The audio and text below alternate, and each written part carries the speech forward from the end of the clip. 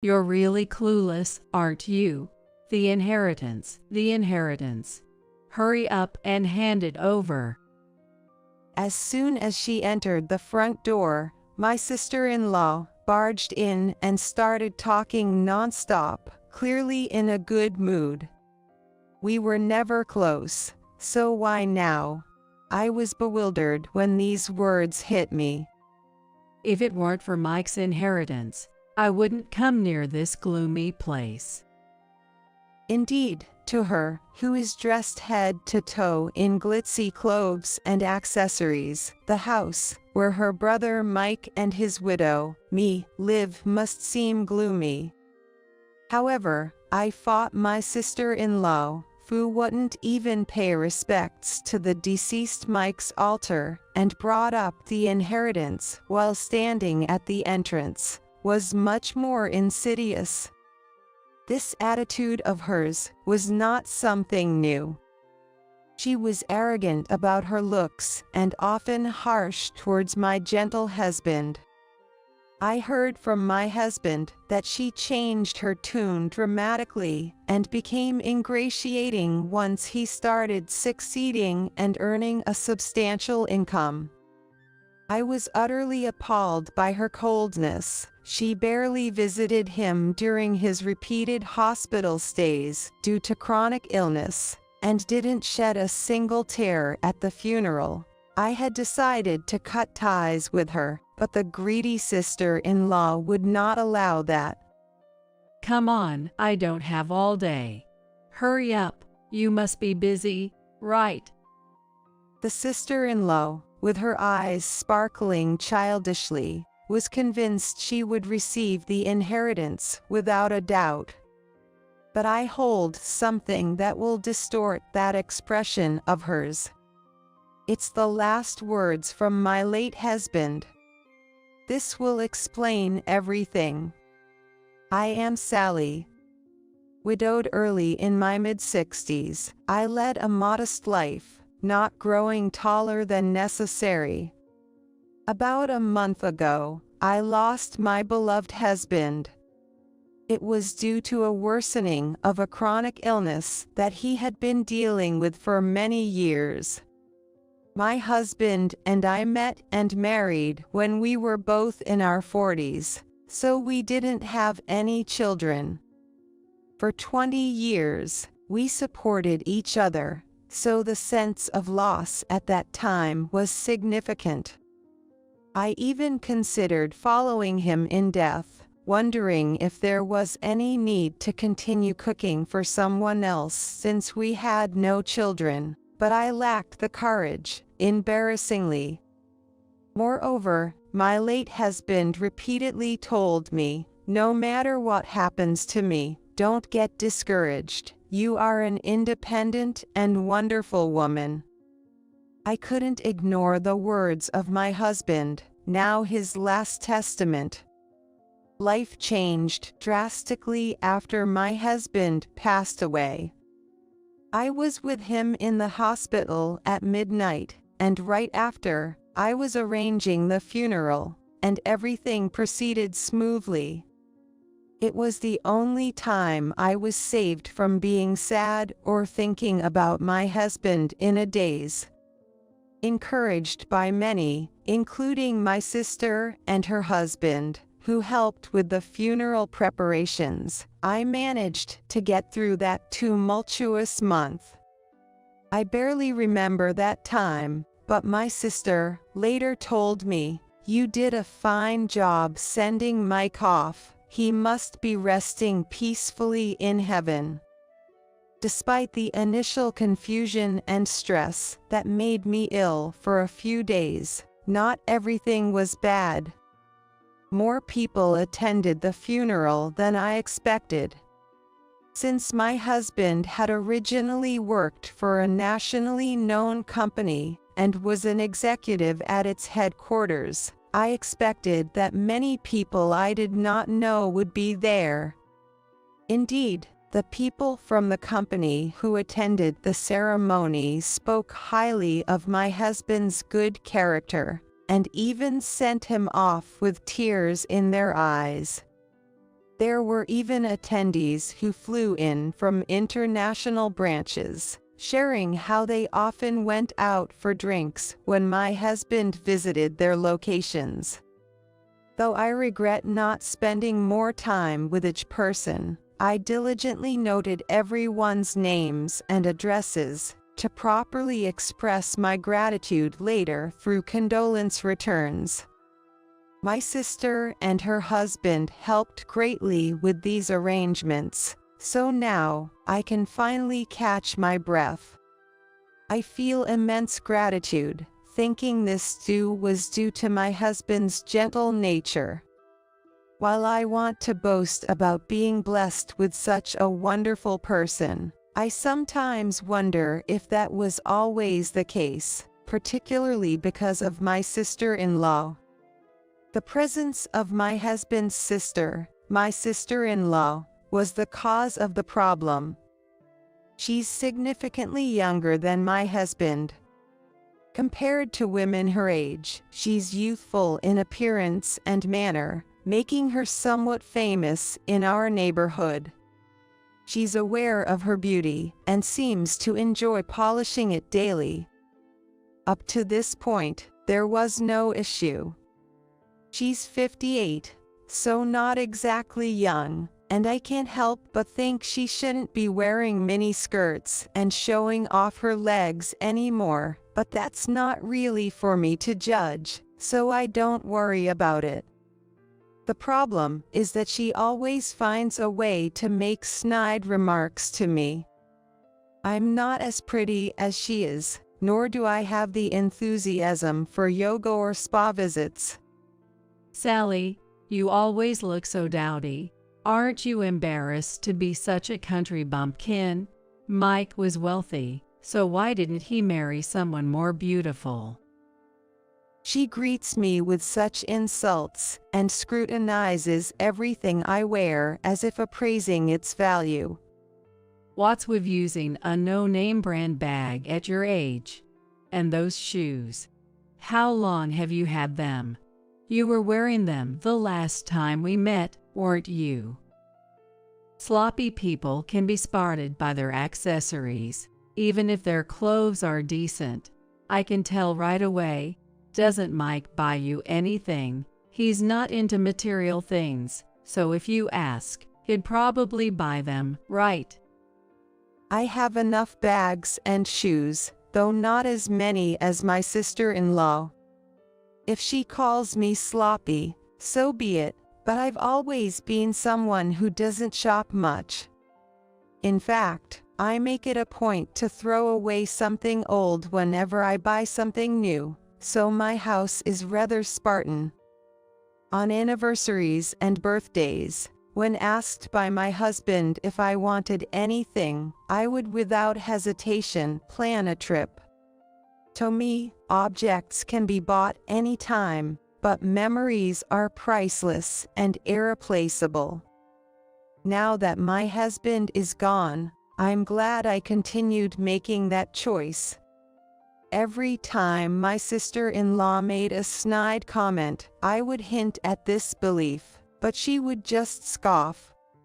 Mike wasn't much to look at either, so in that sense, you were a good match, right? But grabbing such a man to marry must mean you were after his money, weren't you? No matter the insult, she always concluded with this. This is what troubles me about her. She insists I married my husband for his money and spreads this among relatives. Indeed, there were many women who approached my husband with that intent. He wasn't into gambling or nightlife, his only hobby was fishing, so I vividly remember being surprised by his savings when we got married. But I never had the intention to live lavishly off it.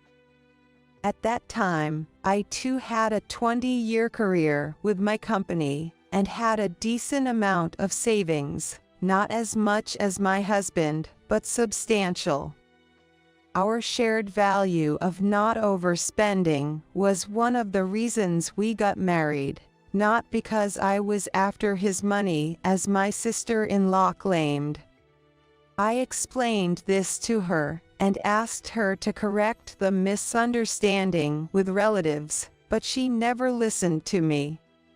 She seems to have unilaterally decided that we don't get along and always finds something to criticize. My sister-in-law has always been competitive, and even my husband tried to avoid her when he was alive. Perhaps that's why she hardly helped with the funeral preparations. Although I was the chief mourner, she never once offered condolences when my husband started getting sick or when he was hospitalized. She even got angry when I contacted her about it, saying, "Don't bother me with such things." So I resolved never to tell her anything again, even in my heart. However, to avoid affecting my husband's condition, I pretended in front of him that his sister was concerned, telling him gentle lies. Ultimately, until his death, my sister-in-law never showed herself in front of my husband, and even at the wake, she acted as if she was reluctantly doing us a favor, like it was someone else's problem. Yet, the relatives around her would whisper, "She's been crying every day since she heard her brother was ill, almost losing her appetite and unable to shed tears. That's why she looks so drained. Maybe she didn't visit the hospital because she couldn't bear to see Mike in a weakened state." Hearing this, I was overwhelmed by an indescribable frustration, mixed with the shock of losing my husband, and I teared up right there. My sister-in-law, talked about as if she were a tragic heroine, looked too well-nourished to have lost her appetite, with no tear stains or swollen eyes. Despite telling me not to contact her, she acted meekly in front of the relatives. My sister, sensing my feelings, skillfully led me away. Otherwise, I might have lost my composure, yelled at the relatives. Realizing that my sister-in-law is selfish to the core, showing no respect even for the deceased, I resolved to limit any future interactions with her. I slowly sorted through my husband's belongings, balancing it with work and household tasks, while also healing emotionally. At first, every item of his that disappeared felt like erasing a memory, but I reminded myself that the memories with my husband were etched in my heart. While cherishing the time with those who occasionally visited the altar, I tried to regain my peaceful life. But, as expected, it was my sister-in-law who shattered this tranquility. She rang the doorbell and rattled the sliding door. "Sally, you're there, right? Your sister-in-law has come all this way, so open up." I never thought of her as my sister, but she yelled as if to make sure the neighbors heard. I was hanging laundry and couldn't pretend not to be home. "What were you doing? You made me wait so long. I almost got sunburned." As soon as I opened the door, before I could speak, she barged in, thrusting a fancy foreign-brand shopping bag into my hands, and starting to take off her shoes. "What's this all of a sudden?" I managed to ask, to which she dramatically sighed. "Look, I've been so busy and couldn't visit, right? I thought you might be feeling down, so I brought something nice." She snatched back the shopping bag she had handed me and began pulling out items while standing there. Jewelry, perfume, and fancy baked goods, none of which seemed appropriate for me. Did she really think I would be genuinely happy to receive these? Besides, my sister-in-law acted obnoxiously nice to me today. I know I've been harsh to you, Sally, but you were the wife chosen by my only brother. I didn't want his wealth to fall into the hands of a gold digger. But seeing you at the funeral, I realized you were different. Only someone who truly loved Mike could shed so many tears and give a speech with disheveled hair, disregarding what others might think. She's not used to praising people, it seems. Even when trying to appease me, she comments on my appearance and actions. However, the way she looked at me seemed almost respectful, as if meeting someone she admired, infused with a certain passion. Despite my confusion over her abruptly changed demeanor, she continued to shower me with compliments. Feeling increasingly suffocated by the presence of someone whose true thoughts were inscrutable, I gently said, "I'm sorry, but I haven't settled the estate yet. The house isn't in a state for visitors, so perhaps you could just pay your respects to Mike."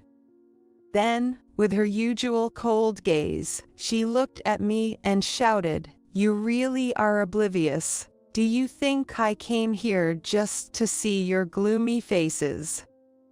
It's about the inheritance. Isn't that obvious? You shouldn't have to make me say it. "Excuse me." Confused by my sister-in-law's demanding gesture, palms up as if waiting to receive something, I was at a loss. How long do you think I've waited? I have a pretty good idea of how much Mike earned, so I know roughly how much I should get from the inheritance. Even if you try to hoard it, Sally, it's futile. Hand it over now. If you think of deceiving, I'll call the lawyers and the police. The division of property is being handled by the lawyers, so there's no deceiving here. Don't play dumb. I'm entitled to half of the inheritance. It's supposed to be split between you and me, right? I tilted my head at my sister-in-law, who was screaming with her face beet red. I had heard from the lawyer that siblings of the deceased are entitled to a quarter of the estate, which is divided further if there are more siblings. Since my husband and his sister were the only siblings, she would normally receive a quarter of the money. However, my husband often spoke about this issue before he died, pondering what to do. No wonder, as his sister had mocked his looks since childhood, and along with their parents, who favored the beautiful sister, seemed to have bullied him. To prove them wrong, my husband studied hard, earned scholarships, worked part-time, attended a top-tier university, and secured a job at a major company, eventually becoming very successful.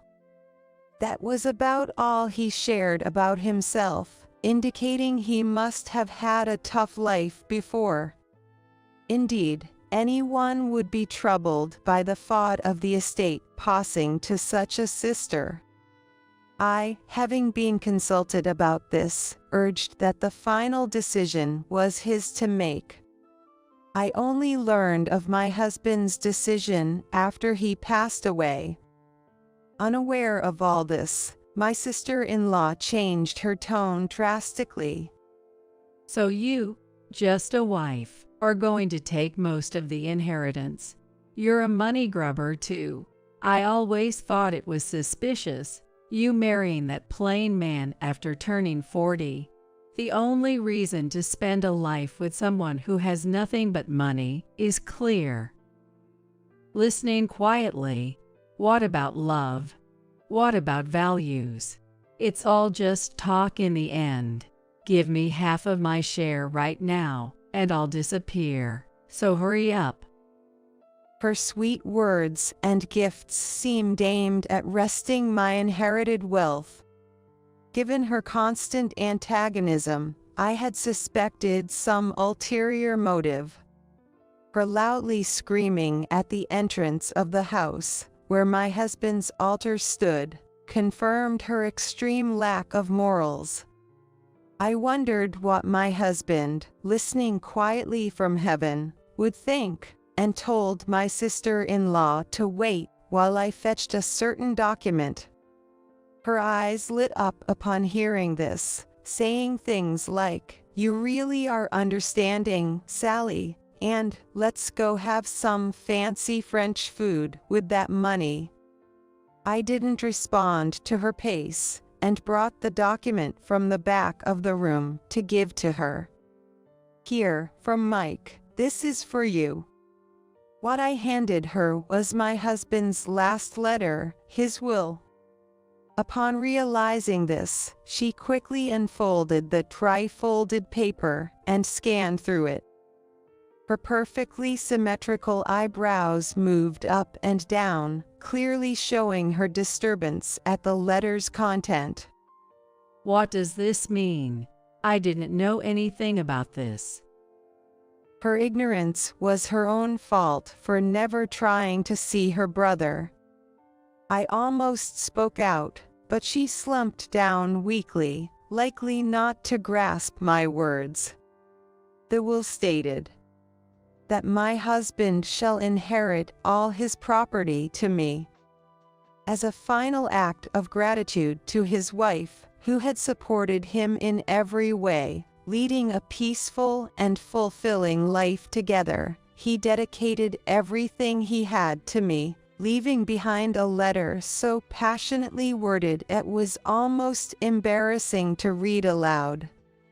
Reading this, I felt a warm surge of emotion, realizing that even in illness, my husband had thought of me, even though the main goal was to leave not a penny to his sister. In the end, there was absolutely no money left for the sister-in-law. The answer was clear, but my sister-in-law, staring into space, muttered, "What does this mean?" With her face pale, she was unresponsive to anything I said, so I almost had to force her out of the door and quickly locked it behind her. Through the door's window glass, I could faintly see her shadow swaying from side to side, dragging her body away. I thought she wouldn't bother me after reading the will, but to my dismay, she called me the next afternoon. I never thought you were such a vile person, Sally. You deceived me so well. Even over the phone, I could feel the intensity of her fury, giving me chills. But I hadn't done anything wrong, and I didn't deserve to be called wicked by her. I was about to respond, but she cut me off. You think you've got the upper hand by pushing me down. Well, too bad, because you're about to see your face twist in agony. This is your punishment for angering me. I won't forgive you even if you beg.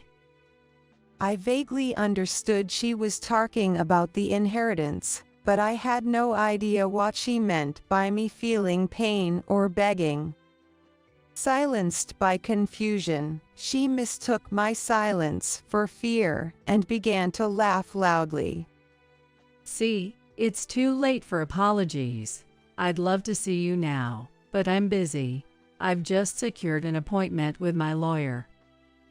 She boasted as if victorious, but I couldn't understand why she needed to see a lawyer or why she was telling me this. Instead of bothering me, she should just stick to her usual activities like yoga or spa treatments, I thought absent-mindedly. Then she yelled, "Don't you get the situation? Talking to you just frustrates me, which is bad for my beauty." I'm not satisfied with the estate division, so I'm preparing to file a complaint. I don't know if you and Mike schemed alone, but a wife taking all the inheritance is unheard of. It's against the law. You can't just show Mike's will and expect me to shut up. You don't have a shred of conscience to use your sick husband just for your own gain. I have a right to my inheritance, and I'm going to claim it. Apparently, she believed I was plotting to monopolize the inheritance. Thinking I had influenced Mike to write the will, I couldn't stay silent. It's a waste of time for you. Mike personally handed that will to the lawyer. I only read it afterward, and I couldn't have tampered with it. Also, the lawyer said, you have no claim to the inheritance. So, I think it's best you don't bother, as they won't take your case seriously. Her voice grew louder, possibly infuriated by my calm response. What's with that tone? You won't be so composed for long. Just keep sitting pretty. I'm serious.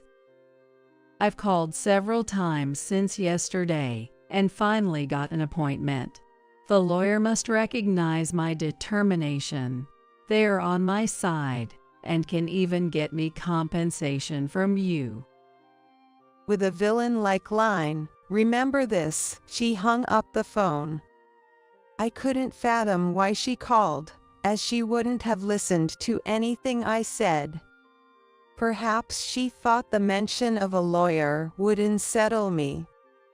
Far from reflecting on not receiving a penny from her brother, she was determined to take it by any means, which was almost refreshing. Months passed without incident, and I managed to tidy up my husband's cluttered study. Gradually packing up, I left our home filled with memories of my husband. He had always wanted to retire to a quiet house in the suburbs, so I decided to fulfill that wish. I sold the house and land we lived in, and used the proceeds as a down payment to move to the area where my sister and her husband live. It's regrettable we couldn't do it while my husband was alive, but our dog Maya, who lived with us for over 10 years, was delighted with the new home. She frolicked on the smooth flooring, so I bought a light-colored carpet to prevent strain on her legs from slipping. Letting go of our old home meant fewer possessions, but it also meant I could gradually create a more comfortable living space, which gave me something to look forward to. Yet, the eerie feeling of my husband not being there lingered, making the sparse furniture seem even lonelier. Especially when Maya was asleep, I found myself lost in thought, though I knew it wasn't good for me. One day, my phone rang as if to interrupt my hazy feelings. I jumped up and picked up the phone without checking who was on the other end of the line. You're going to kick me to the bone, you pestilence. It was my sister-in-law. Her sudden yelling woke me up completely, but I still had no idea what she was on about. Sensing my silence, she continued without waiting for a response. It's your fault I'm getting divorced, because the inheritance didn't come through. What? My absurd response was just a guess at her meaning. She probably told her husband they would get my husband's inheritance, and their relationship soured when it vanished. But to reach divorce over not getting an inheritance speaks volumes about the fragility of their marriage. It's not fair to dump their issues on me. Why don't you apologize instead of staying silent? Your fault we can't make ends meet. What am I supposed to do all by myself? You could get a job, you're still young in your 50s. She fell silent after my calm reply. Maybe she was irritated by the words just work, or maybe she was caught up in the term in her 50s. Whatever the case, my sister-in-law needs to get her feet on the ground and accept reality. If you lived on your husband's salary, you shouldn't need the inheritance. Why the divorce? He was after Mike's wealth from the start. He said, "If we're not getting your brother's inheritance, you're useless to me. You're just a woman with good looks and money, decades spent together, all for nothing. I want my time back." It was an intense argument. Why should I be the one getting yelled at? He's the pitiful one, earning so little. I want my time back. I only met my sister-in-law's husband when they got engaged, and then at holiday family gatherings. Like her, he favored flashy brands and luxury cars, giving off a frivolous impression. Her comment about his low salary suggests they probably both relied on approaching others for money. They surely had no savings and must have been living off my brother-in-law's income.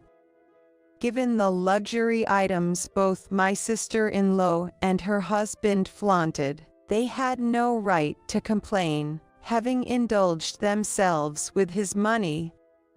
He married her out of selfishness and a penchant for extravagance, so it was all his own doing.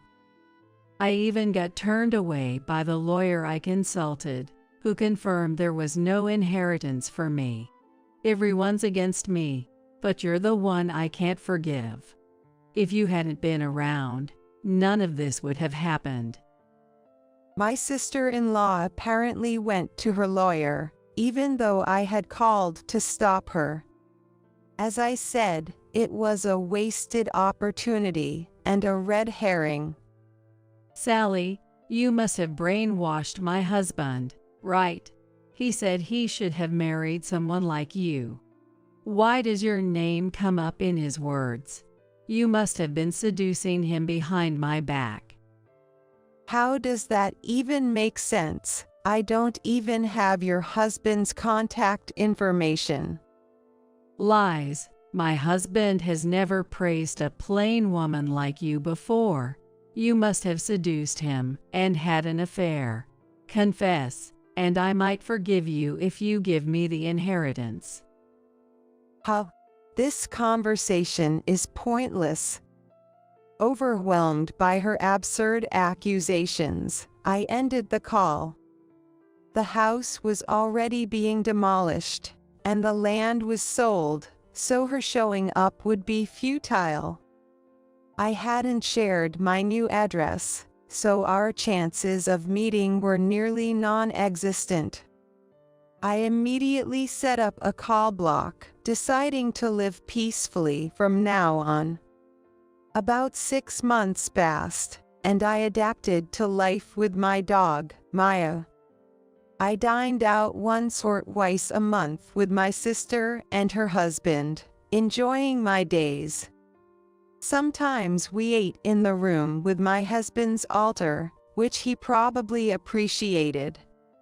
Thanks to regular health checks, my recent medical exam showed no issues, and local shops provided convenience, leaving me with little worry. The only concern was a call from the social services a few months back. Divorced and broke, my sister-in-law had applied for welfare. However, officials stated she couldn't receive it if she had family to assist, but relatives who once flattered her unanimously refused to help. Her lavish past was well known, leading to her isolation from family. Social services then contacted me, but given her past actions and motives, I felt no obligation to help. I don't care if she was on good terms with my husband before he died, but since she and her ex-husband joined forces and slipped up together, only looking for money, and did not even behave properly at the funeral, I have no right to do anything about it now. I hope that she will reflect on her actions and live her life, since she herself became addicted to money, even though she had always said that I was just after money. I don't know what happened after that. According to rumors, my sister-in-law got into trouble at the job she finally found and resigned in a flash. The neighbors of the house where my sister-in-law was living found out that her ex-husband was no longer around and moved out.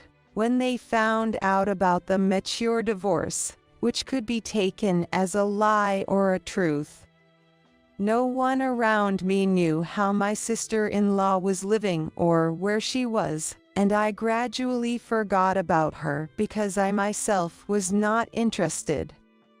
Having regained peace of mind, I spent more time with Maya than ever before. Maya, who had always been quiet like my husband, stopped barking as she got older, and I was worried about her. My sister, who had always been a dog lover, must have grown attached to Maya as she often took care of her, because one day she suddenly contacted me to tell me that she had gotten a puppy. I excitedly went to my sister and her husband's house, and was greeted by him. Immediately, Maya's eyes lit up as she walked up to the puppy and looked at it with delight as it bounced around.